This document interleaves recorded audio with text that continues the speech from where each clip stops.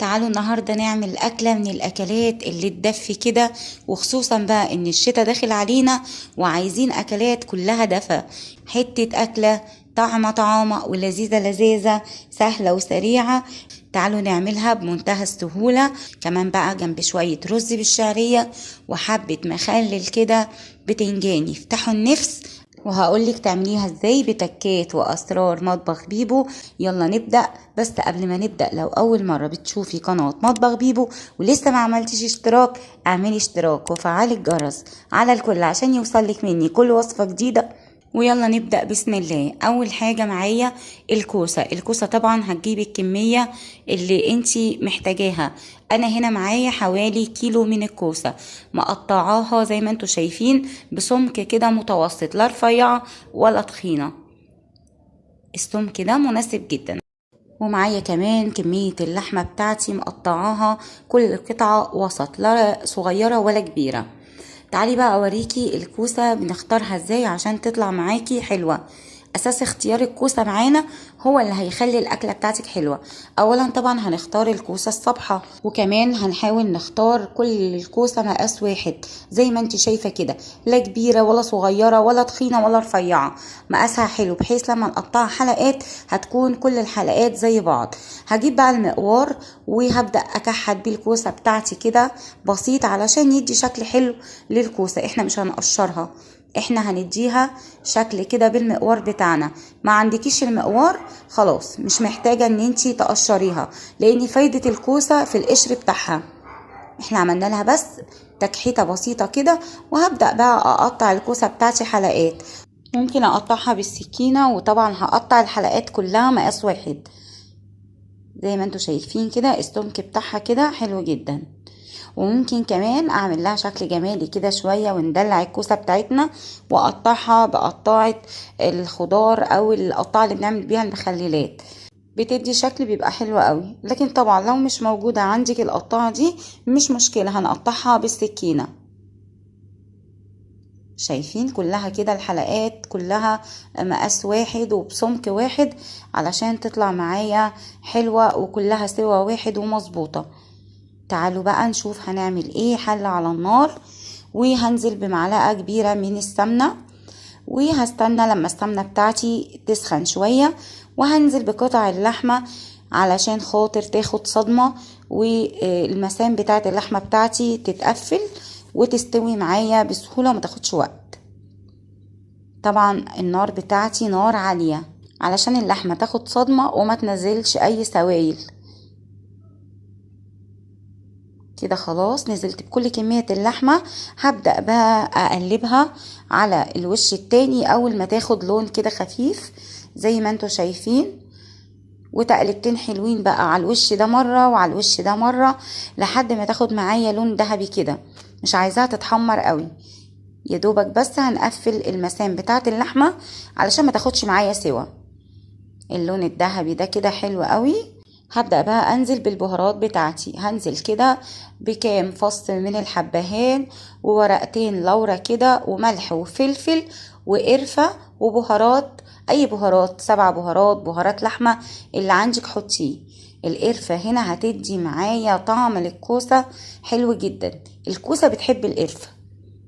الناس اللي ما بتحبش القرفة وما جربتهاش مع الكوسة هتلاقي الكوسة بتاعتك في حتة تانية خالص. وهنزل بقى ببصلاية كبيرة كده او بصلتين مقطعاهم قطع صغيرة، وتقلبتين حلوين بقى كده. مش عايزة اقول لكم على جمال الريحة واحنا بنشوح اللحمة مع البصل والتوابل، حاجة كده خطيرة، ريحتها في منتهى الجمال.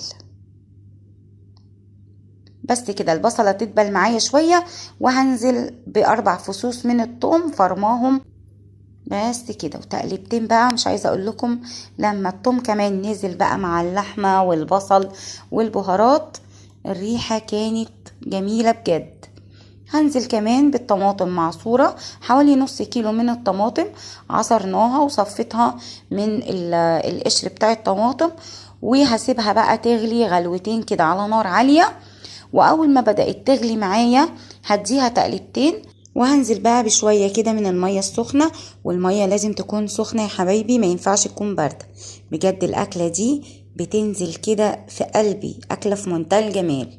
والكوسة من الخضروات المغذية جدا، ولازم دايما نهتم ونعملها لولادنا. كمان هضيف معلقة كبيرة من معجون صلصة الطماطم علشان خاطر تعزز معايا اللون ويبقى اللون احمر شوية، لكن لو مش حابة تضيفيها مش مشكلة.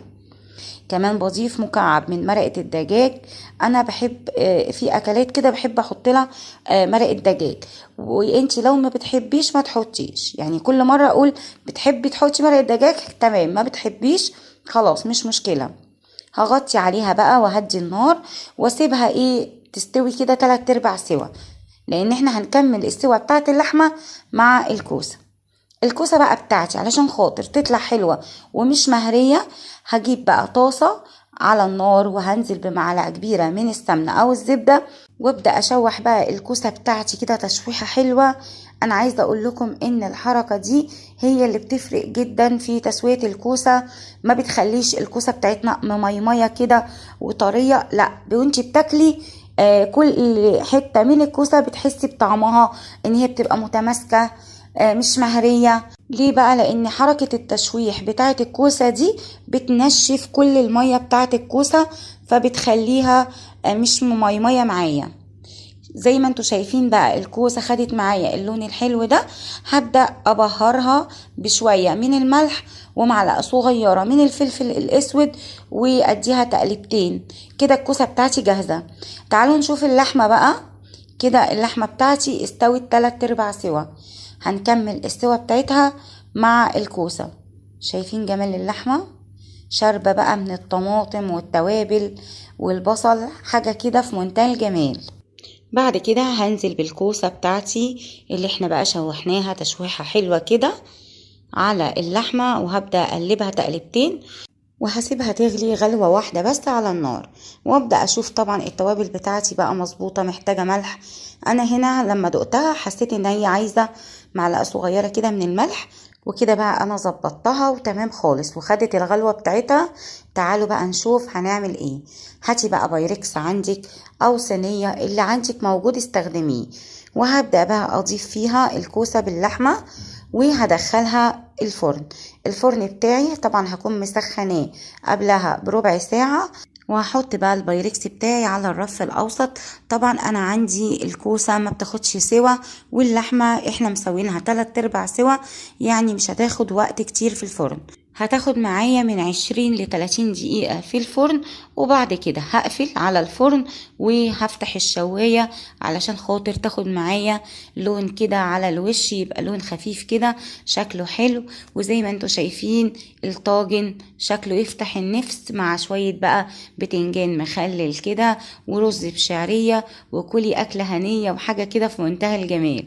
أكلة حلوة سريعة مغذية ما خدتش معانا وقت خالص، من الاكلات اللي تدفي كده، وخصوصا بقى احنا داخلين على الشتاء، فعايزين اكلات كده تدفينا وتبقى طعمها حلو وجميل. وبجد ما فيش احلى ولا اطعم من الاكله دي. ولو لسه ما حطيتوش لايك للوصفه القمر دي، حطوا لايكات كتيره، وكمان اكتبوا لي بتتابعوني من اي بلد، بيسعدني جدا متابعتكم واللايكات والكومنتات بتاعتكم. واستنوني في وصفه جديده. دمتم سالمين وفي احسن صحه وفي احسن حال، والسلام عليكم.